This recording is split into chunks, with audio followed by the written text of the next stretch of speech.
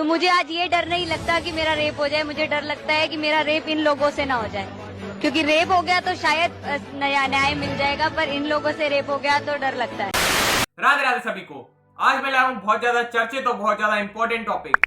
बिना अन्न जल के तो हम एक टाइम काट भी सकते हैं, कुछ दिन रह भी सकते हैं, लेकिन बिना वायु अर्थात बिना हवा के हम एक पल भी नहीं जी सकते। तो हाँ, आज मैं बात करने वाला हूँ हमारे भारत में बढ़ते एयर पॉल्यूशन के ऊपर। जैसा कि हम अभी चलते हुए टाइम में देख रहे हैं कि जो हमारे भारत की हाईटेक सिटीज हैं, मुंबई, दिल्ली, नोएडा, उसमें जो हवा का AQI इंडेक्स है वो बहुत ज्यादा बढ़ चुका है, यानी कि हवा बहुत मैली हो चुकी है, जिससे बहुत सी बीमारियां, बहुत सी सांस लेने की समस्याएं बढ़ रही हैं, जिसमें ब्लैक लंग डिजीज एक बहुत घातक समस्या है। तो सबसे पहले समझते हैं कि हमारी हवा का AQI अचानक से कैसे बढ़ने लगा। जिधर से भाजपा की सरकार आई है उधर से AQI एकदम इंडेक्स ऊपर जाने लगा है। मानो ऐसा लग रहा है भारत में सबको हवा से ही प्रॉब्लम हो गई है। एक तरफ ऐसा लग रहा है मानो जैसे रेखा गुप्ता जी अपनी पर्स में रख के गंदगी ले आई थी, जैसे गद्दी पे बैठी वैसे तुरंत खोल दिया। हमको ये समझना होगा कि दिल्ली की हवा अभी से मैली नहीं है। जब केजरीवाल साहब की सरकार थी तब भी दिल्ली में एयर पोल्यूशन AQI जो इंडेक्स है वो बढ़ता ही जा रहा था। तब भी जो हमारी हवा है वो बहुत अच्छी नहीं थी। एक रिपोर्ट के अनुसार 1 नवंबर 2024 को दिल्ली का AQI एयर क्वालिटी इंडेक्स 795 था, जो कि एक रिकॉर्ड था। अब ये मत सोच लेना कि मैं बीजेपी को डिफेंड कर रहा हूँ या अक्षत भाई तो बीजेपी के नाम पर बिक गए। नहीं, ना बीजेपी मेरे चाचा के लड़के हैं और ना ये मौसी के।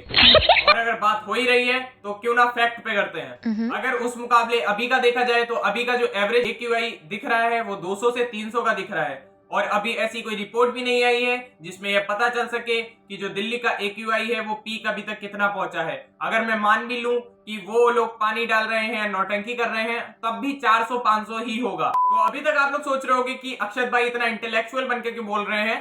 तो अब मैं रखता हूं इंटेलेक्चुअल मोड को साइड में और अब बात करते हैं अक्षत मिश्रा अंदाज में। चलो भाई देखो अब मैं क्या करता हूं। तो अगर देखा जाए तो सबके मुकाबले में वीडियो बहुत लेट बना रहा हूं, क्योंकि मैं देखना चाहता था कि वो लिब्रांडू क्या क्या कह सकते हैं और क्या क्या कर सकते हैं।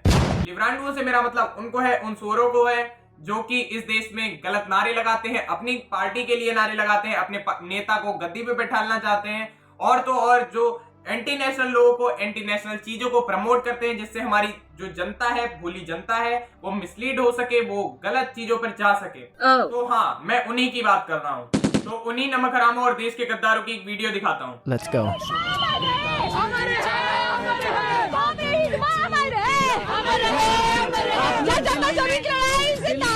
क्या बताऊं यार, लड़की है नहीं तो गाली भी दे देता। ये हराम के पिल्ले कुछ वर्ड्स पकड़ के बैठ जाएंगे, जैसे कि कॉमरेड, जैसे कि क्रांतिकारी, जो कि बड़े बड़े वर्ड्स हैं जिनका इनको मीनिंग भी नहीं समझ में आ रहा होगा। प्रोटेस्ट कर रहे हैं, क्या कुछ आप लोगों के डिमांड्स हैं? पहली बात तो ये रिपोर्टर भी चूतिया है, देख नहीं रहा है कि हिडमा के नाम पे नारे लग रहे हैं, ना कि एयर पॉल्यूशन को ठीक करने के नाम पर। हिडमा की मारेंगे बाद में, पहले इन सब चाटुकारों की मारता हूँ।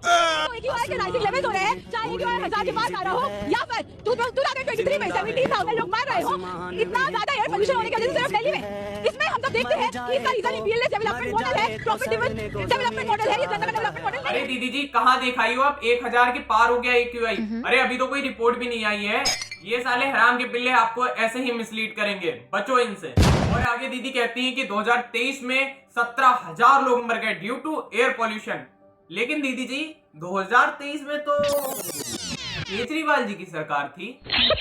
वाह, बोलते बोलते इतना ही मत बोल जाओ कि अपनी ही खुदवा लो। और मुझे एक बात समझाओ, जब तुम लोग एयर पॉल्यूशन को ठीक करने के लिए बात करने गए थे तो तुम्हारे मुंह में, ओ सॉरी माय मिस्टेक तो तुम्हारे नारों में ये नक्सली चीजों को प्रमोट करना, RSS की बुराई करना, अडानी की बुराई करना, अंबानी की बुराई करना, ये कैसे हो गया? आप लोग आते और शांतिपूर्ण तरीके से प्रदर्शन करते, लेकिन नहीं, आपके अंदर का जो बकचोदी का कीड़ा है वो भी काट गया होगा, क्योंकि आपको RSS हिंदू की बुराई करनी है, आपको अडानी को एकदम पेल देना है। भाई मेरे को अपने भारत देश के लोगों की एक चीज बहुत ज्यादा पसंद है, जहां दूसरी कंट्रीज में लोग अपने बिजनेसमैन, इंडस्ट्रियलाइजर और कॉर्पोरेट वर्ल्ड के जो अच्छे लोग हैं उनको प्रमोट करते हैं, लेकिन हमारा पहला ऐसा देश है, हमारे देश के पहले ऐसे लोग हैं जो हमारे देश के बिजनेसमैन को और टांग पकड़ के नीचे खींचते हैं, क्योंकि हम उनके जैसे बन नहीं सकते। ये साले इतने बड़े नपोरे होते हैं, इनकी कोई सीमा नहीं है। इसने बोला कि अडानी को 1 रुपए की कीमत में 1000 एकड़ जमीन दी गई बिहार में। Yes. मोदी जी ने सेंटर पर आकर और स्टेट में भी रेखा गुप्ता की सरकार है, वहाँ पर आकर ऐसा क्या चीज करा दिया? सिर्फ ये चीज क्या है कि अडानी को बिहार में 1000 एकड़ जमीन 1 रुपए पर एकड़ में दी जा रही है। क्या इससे मैं ये भी पूछ सकता हूँ, तू तो एयर पोल्यूशन के लिए आई थी, लेकिन नहीं, चलो इस बात का भी जवाब देते हैं। अरे माना, तुम तो गधे हो ही और पब्लिक को भी चूतिया बनाने का काम कर रहे हो। पहली बात, इसके हाथ में जो पोस्टर है उस पे देखो क्या लिखा है। What? आप तो एयर पोल्यूशन को ठीक कराने गई थी ना, या मोदी को गद्दी से उतारने के लिए। अब बात करते हैं, अडानी को जमीन दी गई। तो हाँ, जब तक बिहार में बड़े बड़े बिजनेसमैन नहीं जाएंगे, जब तक इंडस्ट्रियलाइजेशन नहीं होगा, जब तक इंडस्ट्रीज नहीं आएंगी, जब तक पावर प्लांट्स नहीं आएंगे, तब तक बिहार का विकास कैसे होगा। अगर बिहार में अडानी अपनी कंपनी डाल रहा है, माना उसमें अडानी का बहुत बड़ा फायदा होगा, लेकिन बिहार का जो कल्चर है वहां पर बिजनेसमैन आने को डरते हैं, क्योंकि उनके गुंडई, उनका रंगदारी कल्चर वो की बहुत गंदी चीज है, जिससे बिजनेसमैन वहां अपना धंधा नहीं डालना चाहते। अब अगर बिहार में बिजनेस पड़ेगा, अगर अडानी का फायदा है, तो क्या बिहार के लोगों का फायदा नहीं है? बिहार के लोगों को रोजगार मिलेगा, 2 टाइम की रोटी मिलेगी, बिहार के लोगों में बिजली जाएगा, पानी जाएगा, और तो और उनको दुनिया का देखने का उनका व्यू पॉइंट चेंज हो जाएगा।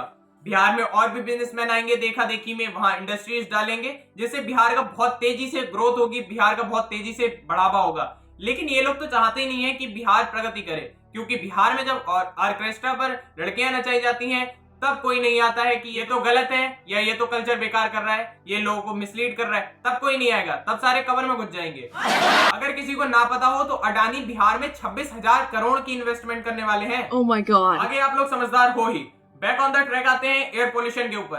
कुछ दल्ले लोग इंडिया में रहते तो नहीं है, लेकिन वो यहाँ पे अपना प्रोपेगेंडा हर चीज में प्रमोट करेंगे, अपना एजेंडा हर चीज में प्रमोट करेंगे, जो कि एंटी नेशनल और एंटी मोदी होगा। इस बंदे की किसी पर्टिकुलर वीडियो में ढंग से मारूंगा। और अब आते हैं आगे, ये वीडियो एक बार ढंग से देखो तुम। एक आदिवासी व्यक्ति हैं जिन्होंने अपने हक के लिए हथियार उठाए थे। Now people can disagree with that method. वो कह सकते हैं कि ये तरीका गलत है, लेकिन वो ये नहीं कह सकते कि जिस कारण से आदिवासियों को हथियार उठाने पड़ रहे हैं अपने हक के लिए लड़ने के लिए, वो गलत है। पॉपुलेटाइजेशन के खिलाफ जो लड़ाई है, वो लड़ाई आदिवासियों की है, वो जल जंगल जमीन की लड़ाई है, और उसके हक में नारे नकाना को एंटी नेशनल नहीं कहा जा सकता, और उसके लिए इस टाइप की रिप्रेशन लोगों पे नहीं की जा सकती। ऐसा मत करो मेरी जान, लाइफ में कुछ अच्छा करो यार। भाई यार, मेरे को ये नहीं समझ में आता इन लोगों के पास इतना ज्ञान आ कहां से रहा है।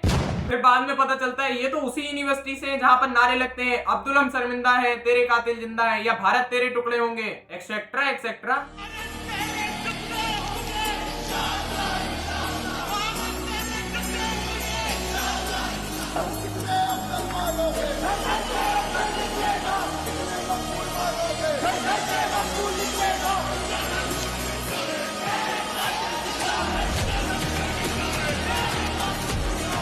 तमाम प्रकार के जो नारे हैं वो हमारे भारत की एक ही यूनिवर्सिटी से लग सकते हैं, जिसका नाम है JNU। ये साले कुछ ऐसी शिक्षा दे देते हैं जिससे कोई पढ़ने जाता है वो अब्दुल बनकर आ जाता है। आगे कहा जाता है कि हमको बहुत ज्यादा मारा गया, हमको घसीटा गया और हमको बहुत ज्यादा कूटा गया। अरे भाई एक बात बताओ, जब तुम उग्रवादी नारे लगाओगे, दिल्ली पुलिस के ऊपर आप चिली स्प्रे से हमला करोगे, तो क्या करेगी पुलिस? आरती उतारेगी या माला पहनाएगी? हाँ, इनसे चिल्ली पाउडर का स्प्रे रिकवर हुआ है, कई लोगों से रिकवर हुआ है। हमने देखा है कि इसकी प्रिपरेशन करके आए थे, और जब उन्होंने चिल्ली पाउडर का स्प्रे इस्तेमाल किया पुलिस पे, तो अपने आप को बचाने के लिए पुलिस ने कुछ लोगों को इनमें से पकड़ा, दबोचा, ताकि इनका चिल्ली पाउडर के स्प्रे से कम लोगों पे और पुलिस पर्सनल पे प्रभाव पड़े। वैसे दिल्ली पुलिस से मैं थोड़ा डिसअपॉइंटेड भी हूँ, क्योंकि इस केस में जिसके मुंह से हिडमा के लिए जय के नारे निकले थे, जो हिडमा को प्रमोट कर रहा था, सपोर्ट कर रहा था, उसको आपने बहुत कम मारा, बहुत कम घसीटा। क्योंकि इसके मुंह से एक नक्सलवादी के लिए ऐसे नारे निकल सकते हैं, उसके बचाव के लिए नारे निकल सकते हैं, तो प्लीज ऐसे मुंह को आप कचर दो, मतलब उसको फोड़ दो एकदम से। अगर कोई भी हो देश के खिलाफ जाए तो मार दो नमक हराम को। और तो और जो मैडम को आपने अभी देखा था वीडियोस में, वो मैडम दिल्ली की है भी नहीं, वो मैडम है केरल की। जो कि आई है दिल्ली में एयर पॉल्यूशन ठीक करने के लिए नारे लगाने, धरना देने, वो भी हिडमा की जय बोलकर। जबकि बात होनी चाहिए पेड़ों को लगाने के लेकर, ग्रीनरी को ज्यादा से ज्यादा फैलाने को लेकर और प्रगति को बचाने को लेकर। मेरी एक पुरानी वीडियो है जिसमें मैंने बोल भी रखा है कि अभी तो सिर्फ पानी ने तांडव मचाया है, जब हवा मचाएगी तब क्या करोगे? मरोगे ही, और कोई टाइम नहीं मिलेगा। अभी भी टाइम है, सुधर जाओ, अडानी हटाओ, मोदी हटाओ, RSS हटाओ, इन चीजों पर नारे मत लगाओ। या तो आप पॉलिटिक्स ज्वाइन कर लो, उसमें ज्यादा मजा है, स्टूडेंट्स बन के मत आओ। अभी भी टाइम है, सुधर जाओ, देश के हित की बात करो। तो हाँ, अभी मैं बात करने जा रहा हूँ इन सब हिडमा के भक्तों की, इन सब के पापाओं की, हिडमा जी की। तो उनके कुछ अच्छे काम आप लोग भी सुन लो। उसके लिए मुझे अपनी किताब उठानी पड़ेगी, क्योंकि उनके कृत्य बहुत लंबी लिस्ट है। तो सुनो, 2010 दंतेवाड़ा 76 CRPF ऑफिसर्स की हत्या। 2013 में झीरम घाटी में 27 लोग मारे गए। और आगे 2017 में सुकमा में 27 से 32 जवानों की मौत। और आगे 2018 में आईईडी ब्लास्ट सुकमा में ही हुआ, जिसमें भी 8 से 9 जवान मारे गए। 2021 टेकलगुड़ा, जिसमें 8 जवान जो कि सीआरपीएफ के थे और एक सिविलियन जो कि ड्राइवर था, टोटल 9 लोग मारे गए। अभी तक की देखा जाए तो हिडमा जी ने टोटल 150 से 200 एक रिपोर्ट के अनुसार और एक मीडिया रिपोर्ट के अनुसार 200 से 300 लोग मार चुके हैं हिडमा जी। बहुत बड़े नेशनलिस्ट थे ना साला दल्ला।